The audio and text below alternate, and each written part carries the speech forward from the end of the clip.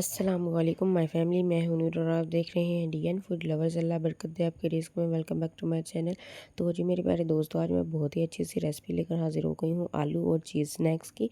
बहुत ही मज़े की, बहुत ही यूनिक सी रेसिपी लेकर हाजिर हो गई हूँ। तो वीडियो को फुल वॉच कीजिएगा। इस रेसिपी के तमाम जो है ना स्टेप्स और पार्ट्स आपको मैं सिखाऊंगी आज। तो रेसिपी को फुल वॉच कीजिएगा। तो रेसिपी को स्टार्ट करते हैं। बिस्मिल्लाहिर्रहमानिर्रहीम। सबसे पहले यहाँ पर जी हमें चाहिए होंगे जी आलू। आलू तकरीबन मेरे पास 1 पाव थे। इनको अच्छी तरह से बॉईल कर लिया था, छिलके उतार के। इनको अच्छी तरह से मैशर की मदद से मैश कर लेंगे। यहाँ पर जी आलू हमारे अच्छी तरह से मैश हो गए हैं। और साथ ही यहाँ पर जी 2 ब्रेड ले लेंगे और इनको अच्छी तरह से तोड़ के इनको क्रम्स की तरह आलू में ऐड कर देंगे। तो यहाँ पर जी आलू भी ऐड कर दें। बारी आती है स्पाइसेस की। तो यहाँ पर जी स्पाइसेस के लिए 1 टेबल स्पून नमक का, 1/2 टेबल स्पून इसमें लाल मिर्च पाउडर, 1/2 टेबल स्पून हल्दी पाउडर, 1/2 टेबल स्पून इसमें डाल दूँगी काली मिर्च और थोड़ी सी ऑरिगेनो। और साथ ही यहाँ पर जी मैं डाल दूँगी जी चीज़ मैंने आधी जो है ना प्लेट में मोज़रेला और आधी है चेडर चीज़। दोनों को अच्छी तरह से डाल के यहाँ पर जी चीज़ों को यहाँ पर डाल दिया। और साथ ही यहाँ पर जी मैंने लिया है जी कॉर्नफ्लोर, इसको भी इसमें ऐड कर देंगे। तकरीबन 1/2 कटोरी थी। और इन तमाम चीज़ों को अच्छी तरह से मिक्स कर देंगे। यहाँ पर जी कॉर्नफ्लोर और यहाँ पर साथ ही मैंने जो ब्रेड लिए हैं वो मैंने बाइंडिंग के लिए लिए हैं, ताकि जो तमाम चीज़ें अच्छी तरह से आप इसमें मिक्स हो जाएँ। तो यहाँ पर जी इसकी अच्छी तरह से यहाँ पर मैंने खूबसूरत सी डो तैयार कर ली है आलू की। और यहाँ पर जी साथ ही थोड़ा सा ऑयल ले लेंगे और इनको अच्छी तरह से ग्रीस कर लेंगे। तकरीबन 1 टेबल स्पून ऑयल था। और इसको अच्छी तरह से तमाम जो है ना प्लेट के ऊपर अच्छी तरह से सेपरेट करके इसको यहाँ पर जी खूबसूरत से डो तैयार कर लिया।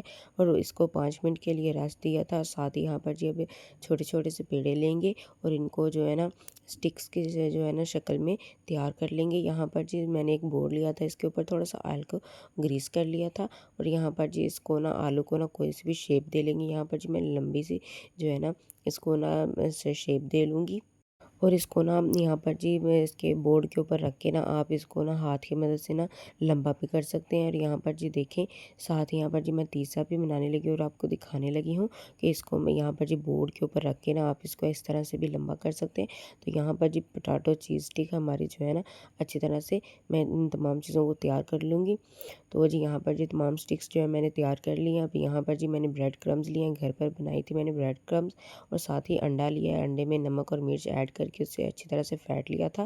और यहाँ पर जी एक दफ़ा अंडे में कोट कर लेंगे आलू और चीज़ स्टिक की। और साथ ही इसको ब्रेड में बाद में कोटिंग कर लेंगे इसकी। और यहाँ पर जी देखें, जो हमारी जो है ना पोटैटो चीज़ स्टिक को अच्छी तरह से मैंने कर लिया था। और यहाँ पर जी इसको अच्छी तरह से मैंने ओवरनाइट के लिए फ्रीज़ कर लिया। और यहाँ पर देखें कितनी खूबसूरत सी जो है ना हमारी जो है ना पोटैटो चीज़ स्टिक्स तैयार हो गई हैं।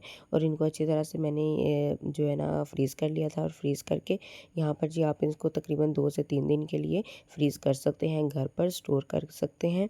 और बच्चों को भी लंच वगैरह में दे सकते हैं। और यहाँ पर जी अब ऑयल को अच्छी तरह से गर्म कर लिया था मैंने। और इसमें जो है ना तमाम जो स्टिक्स हैं वो इसमें ऐड कर देंगे। और जो है ना मीडियम से लो फ्लेम पर इसको अच्छी तरह से फ्राई कर लेंगे। तो यहाँ पर जी तो पहले थोड़ा मीडियम से लो था और बाद में मैंने इसको हाई कर लिया था फ्लेम को, ताकि जो है ना यहाँ पर जी ब्राउनिश का सा कलर आ जाए। तो यहाँ पर जी हमारे जो पोटैटो चीज़ स्टिक्स वो तैयार हो चुके हैं। अब यहाँ पर जी इसको अच्छी तरह से ना निकाल लेंगे और इसको अच्छी तरह से ऑयल को निचोड़ लेंगे। और यहाँ पर जी मज़ेदार से पोटैटो स्टिक्स हमारे जो है तैयार हो चुके हैं। तो जी मेरे प्यारे दोस्तों, अगर वीडियो पसंद आई है तो वीडियो को लाइक शेयर और मेरे चैनल को ज़रूर सब्सक्राइब कर दें। और एक दफ़ा आप भी ये रेसिपी बनाकर ज़रूर ट्राई करें, इंशाल्लाह आपको पसंद आएगी। और इसको यहाँ पर जी अच्छी तरह से गार्निश कर दूँगी। यहाँ मैं इसको केचप और मायोनीज़ को दोनों को मिक्स करके चॉपर में डाल के इसको अच्छी तरह से गार्निश कर दूँगी। तो जी लीजिए, मज़ेदार से पोटैटो स्टिक्स हमारे तैयार हो चुके हैं। आप इसको किसी भी लंच वगैरह में, किसी भी आप डिनर में आप इसको बच्चों को भी बनाकर दे सकते हैं। तो जी बहुत ही मज़ेदार से होते हैं। तो एक दफ़ा आप भी ये रेसिपी बनाकर ज़रूर ट्राई करें, इंशाल्लाह आपको ज़रूर पसंद आएगी। और कमेंट में मुझे ज़रूर बताइएगा। अगली वीडियो तक इजाज़त दीजिए। अल्लाह हाफ़िज़।